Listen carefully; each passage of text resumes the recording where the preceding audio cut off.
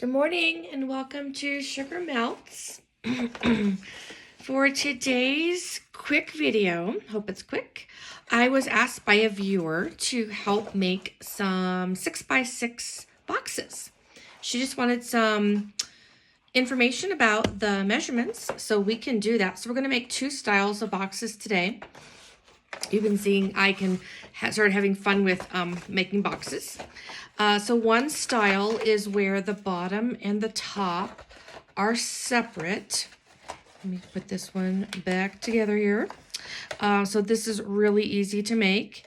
The other style, which we'll also make, is where it's one piece, it's a flip top. Okay, so we're going to make both of those boxes today. I'll just write out for you real quick what you're going to need. You're not going to need much. If you're wanting to make, as Rachel does, a 6x6 box, what this will be, so you'll have, the box will be 6x6, right? So if this is 6 inches and this is 6 inches, and you want the box to be 1 inch high, we're going to say 1 inch high. So what you're going to do is you're going to add to both sides another inch. So that is going to make your entire box that you're going to cut out. So this entire thing then is going to be 8 inches, and you're going to need 2 of those, one for the top and one for the bottom. Okay. If you want to make a box that's say 5 inches by 5 inches, and you want the height to be 2 inches, then you're going to be looking at 7 inches times 2, right? A 7-inch box. Okay, just so you've got that, I'll put all that in the description, but just know that's kind of where we're going. So you pick the size of the box that you want, whether it's 6x6, 5x5, 5x4, and then however high you want that box to be. If you're giving something small, you may only want it to be 1/2 inch. If it's pretty big and you want 2 inches, just add that to all sides, and that'll give you the amount. And, use a piece of scrap paper. Don't do this in your head. You're cutting paper here. You don't want to waste paper. So just, draw it out what you're doing and write those numbers down and get out your calculator. But I'll put some examples in my description. Okay, so let's go ahead and get started. What you're going to need, I'm going to do 2 boxes.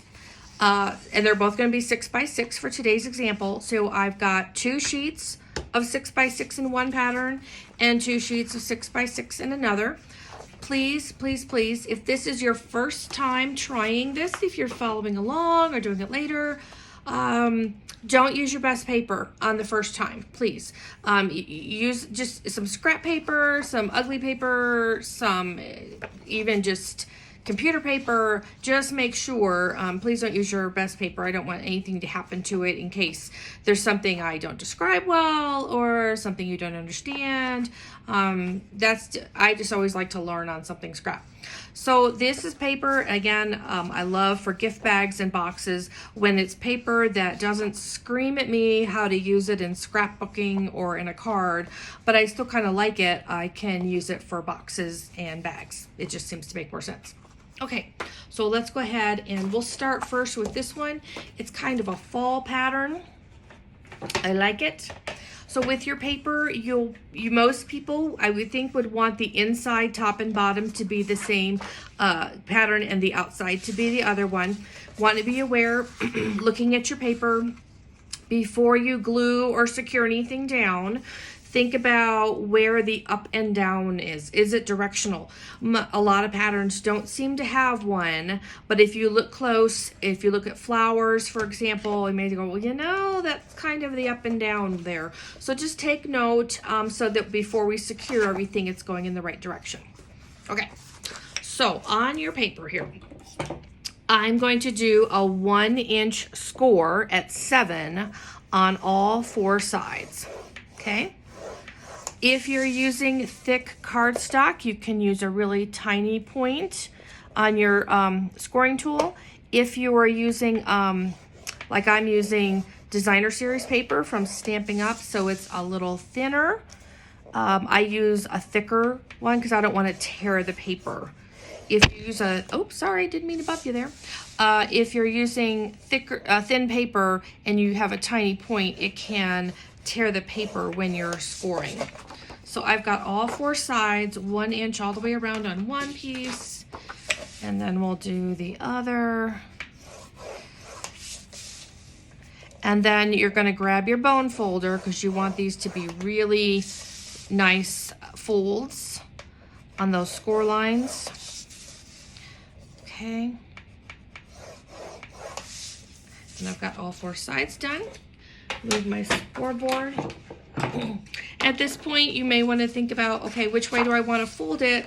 I want this, looks like wheat, some kind of fall thing, to be on the outside. So I'm going to score going this way.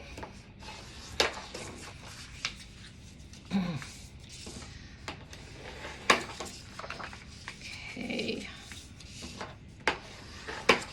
This is going to come together so fast. It's really a great way to use up paper that otherwise you may not be using.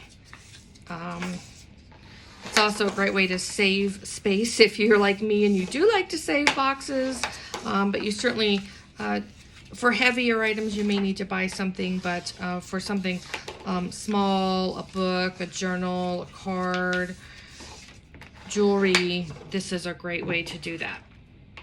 So now what you're going to do is we're going to cut the tabs, and you're going to cut,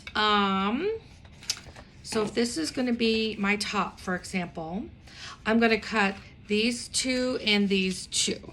It doesn't really matter which side you pick. It really just doesn't. So you're just going to cut from that little fold there up to where all 4 points meet, okay?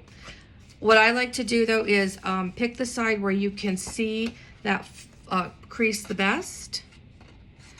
And this is not a good paper to see that crease really well, so I'm gonna do that a little more. So I wanna get right on that crease when I cut. There it is. So there's one, and then there's the other. And then there's the third. Let me make sure I'm on the right spot there. Ooh, this is kind of a funny pattern. I can't see it really well. And right up to that point. Okay, so now we have our 4. What we're going to be doing is we're going to be securing these inside. And see how that makes the little wall? But what I don't like it when the top of this can be seen over this. So I do what's called mitering. And I just trim it back. So wherever you have the cut, so there's the cut right there, just take your scissors and just trim off just the slightest amount. It just makes sure that when you glue it, you're not going to see it over the lip of that wall. I just don't like the way that looks, so I'm just do what's called mitering. I just bring it down so it doesn't get in the way. Okay, there we go. So we can do the same thing on this box. 1, and then there's 2, 3, and then 4. Okay, so again, I'm just going to trim off a little bit to make sure that that box has really nice proportions. A little more there. And then my 4th one, and we are ready to secure. You can secure with really anything you want. I like tear and tape. I think tear and tape is just easy to use for this project. So, and what I do is I just take off the chunk and I secure it to my sideboard here. Okay, so when you go to put your tear tape on, and here's your tabs, right? So here's your 2 tabs. You have the choice. You can either put it on the long ways or on the short ways. If you're putting it on the short tab, just remember to put it on the back side so that it's here. Because if you put it on the inside, it's going to be on this side, and then you'll see that edge and you won't like it as much, I bet. So just be sure you put it on the underside so it secures like this. The advantage of putting it on the small side, is if you overcut, if it's a little large and it hangs off the edge, that's fine. With tear tape, you'll just be able to kind of roll it back. That'll be no big deal. The advantage of it being on this side is you don't have to worry whether you put it on the wrong flap or not. So it's just personal preference. It doesn't really make a big difference in the outcome. So what I'm going to do here is I'm going to put it on all 4 tabs. I'm just going to cut a couple boxes here. There we go. 2. Sticky this morning. Whoa. Okay.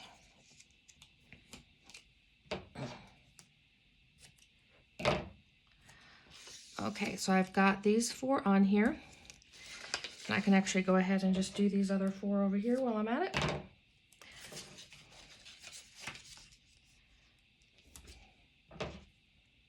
If you make your box and you want it to have a little more stiff of a bottom, because this is not terribly durable, you can cut a piece of just simple cardboard out of the bottom, something that would be a liner for a pack of paper or something, and that gives it a little more hardiness to the package.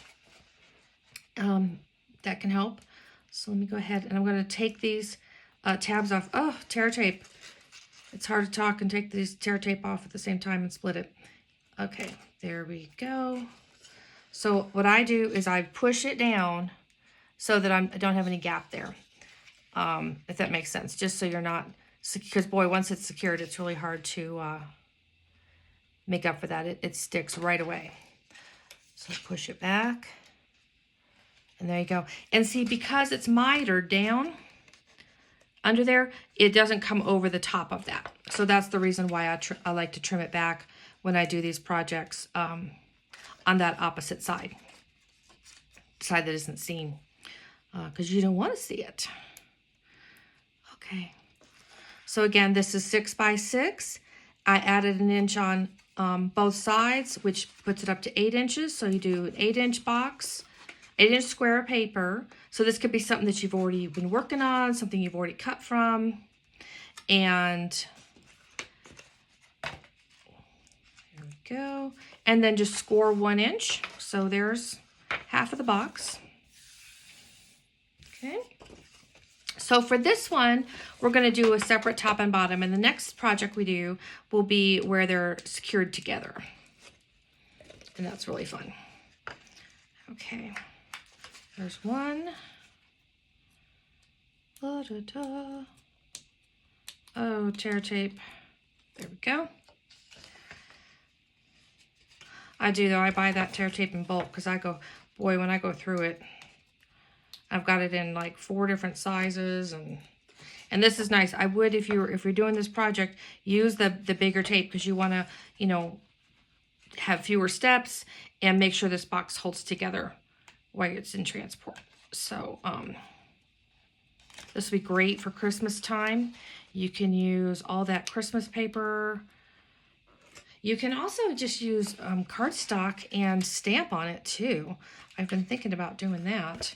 So now I've got my top and my bottom. They're both the same size. Okay. And if you're using a really stiff paper, you may want to add on just like 1/8 of an inch to the top. If it doesn't give if it has no wiggle room, 1/8 of an inch just will give it that little bit of wiggle room you need to squeeze over the top if it's pretty tight. This one's not real tight, so because it's just that designer series paper. So there's another box. Looks great. Okay, so there's one. And so then let's go ahead and I'll make one with this paper and show you how we're going to secure them together so that they have like a flip top box. So this is a lily pad paper, and it's got this fun paint on the other side. I'm going to use the paint on the outside, the lilies underneath. As you can see, I see this as this is the directional, the lily pads sitting on top of the water. So I'm going to have to make sure in my box when I flip it that they are going the right direction. Okay, so we'll talk about that as we go through. So let's go ahead and I will score this. Once again, I'm doing scoring at the 1 inch.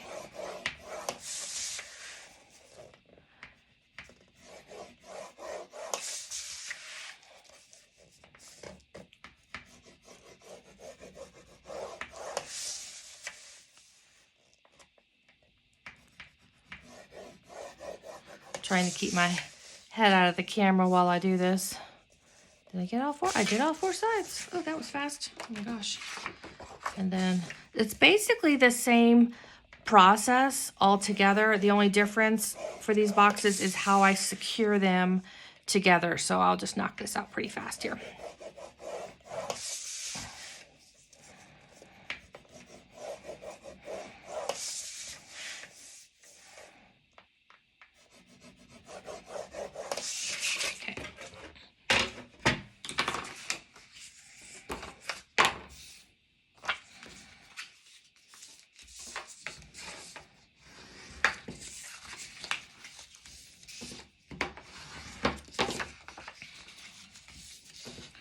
Just making sure my edges are nice and tight.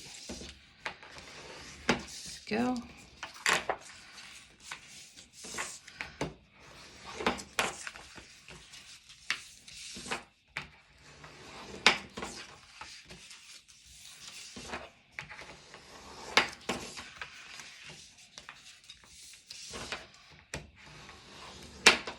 Okay. So I've got my scissors here. And we're going to go ahead and just cut in on our 4 corners. Again, go to the side. Oh, it's easier to view on this side. So I'm going to cut on this side just because it's easier depending on the pattern. Okay, so I've got all 4 of those cut. And then cut these 4. These 4, 2, and then 3. Okay, so this will be, let's see if this all comes together. So here's the bottom. And then if this is the top of the box, what this is going to do is this is going to come over the top. So see how the flowers are all going the right direction. So that's coming together. So far, so good. Before I start gluing anything, now that I know this is going to be the bottom, this will be the top. Before I start gluing anything, if you're going to corner anything, this is the time to do it before you start gluing, because boy, once you glue and things get kind of tight in those edges, it's so hard to get your corner device in there. So let's go ahead, and I think I can wedge this in there a little bit. On the corner that you're going to want to edge is, so I didn't do that one, this one back here. So where you flip it up, these edges in the back. So that's what you're looking for the corner. So let me see, where was I now? Oh, I was just there. So I did this one here, and then I'll do this one back here. Actually, that wasn't a very good corner edge. That's a little better. Okay. Oh, boxes everywhere. Okay, so I've got a little tear and tape there. I'm going to need another bit of tear and tape to get through this project. So there we go. So I'm going to go ahead and put my tear and tape down to secure the bottom of the box. Okay. So again, we do the inside flaps. At least that's how I like to do it, inside. If you are using this part, the wall part, and your piece of tear tape is too large, you can kind of get stuck with too much glue on inside the box. So that's why I like to do the flaps, because I can kind of fold it back. It's a little more forgiving. And since I just kind of, see like there, I got a little bit over, and I just fold it back in. So there we go. Oops, I didn't miter. Did you see that? I didn't miter, and there it is coming over the edge. So when you do that, which you might, like I just did, okay, let me go back through and trim down these edges.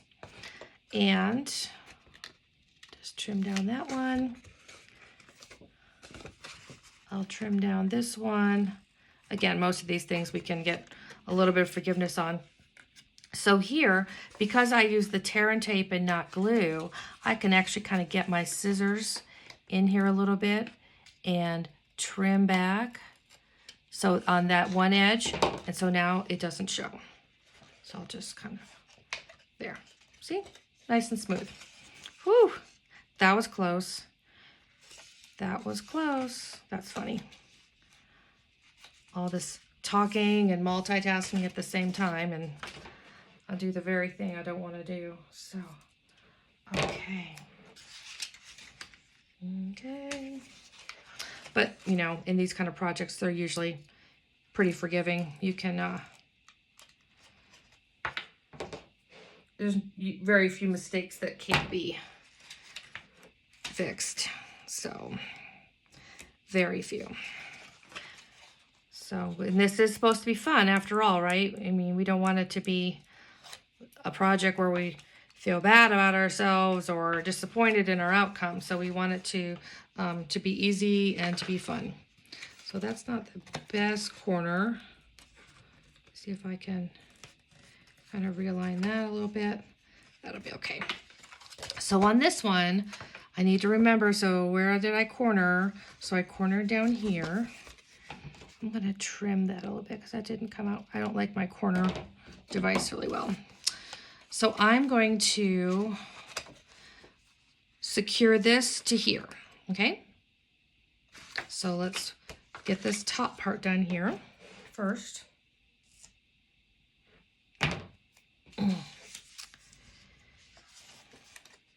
Let me miter that edge real quick. There we go. Put our tape down. So the 1/2 of the box will be just like the previous one. And the other end will be just slightly different so that we can secure it to the bottom of the box. Okay. There we go. So just like before, make our little wall there. Sides of the box. I don't know why I keep calling it a wall. It's just the side of the box. Okay. There we go. So now for this end, so here's where we've got the corners. So what I'm going to do is I'm going to first secure these two down. Okay. So this is a little bit different.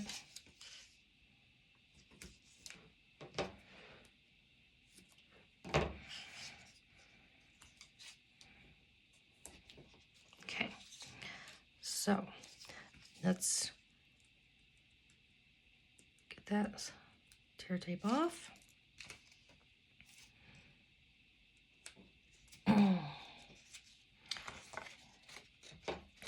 Just miter that down a little bit. This is fine. Even when it's glued up now, since it's on this end, I can still miter that a little bit. And then we'll take that tape off. Okay.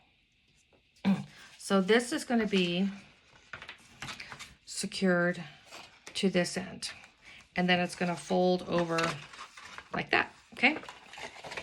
So the way you want to do this, because tear tape is not terribly forgiving. So let's go ahead and we'll put some, I've got this remaining little piece of tear tape. Normally I would just use one large streak, but you know, since we're on a video, why not take all the chances here? See what happens. See what happens. So here's another piece. And you see there's a little bit over the edge. That's okay. We'll trim that back so it's not in the way. Okay. So then what we're going to do, so here's where my tape is. I'm going to go ahead and put it on that box. So there it is, nice and firm, right? Get those corners in so it's all secure all the way in there. So now we're looking down on this box, and this is where I'm going to take the tear tape, get that cover off, and expose the glue. Okay, come on.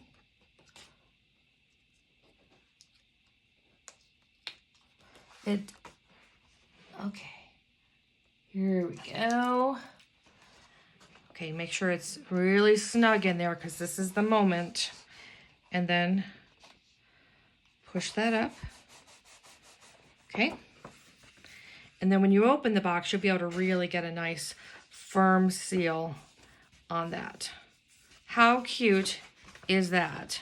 So now we've got our flip top 6x6 box. Oops, there we go. How cute. So you can, of course, decorate this with bows or butterflies, ribbons, all kinds of things. So there's your 6x6 card. I'll put the dimensions online for you. Hope you enjoyed today's video. Whichever box style that you like, whether it's just the traditional top and bottom, or if you prefer the flip top box, we've got them both here for you. Hope you enjoyed today's video. And feel free to mention comments if you have other ideas or things you'd like me to do a video on. I love the suggestions when I get them. I haven't had a lot, but the ones I have received, I've definitely made videos on. So thanks again for watching today, and hope you're having a great week. Bye.